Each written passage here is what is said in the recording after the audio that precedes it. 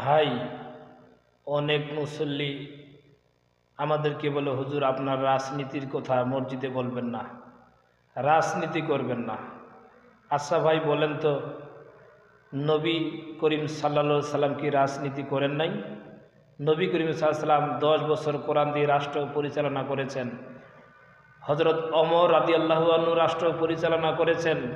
হজরত আবু বকর, ওসমান, আলী, এইভাবে অনেক সাহাবারা রাজনীতি করেছেন। আল্লাহর নবী একজন রাষ্ট্রনায়ক ছিলেন এবং উত্তম আদর্শ নেতা ছিলেন, এবং মসজিদ থেকেই বিভিন্ন রকম যুদ্ধের প্রস্তুতি নিতেন। মসজিদে কোরআন এবং হাদিসের বৈঠক করতেন, মসজিদেই অনেক সমস্যার সমাধান করতেন এবং মসজিদ থেকেই বিচার ফয়সালা করতেন। তাহলে আমরা আলেম ওলামা কেন মসজিদে কোরআনের কথা বলতে পারবো না?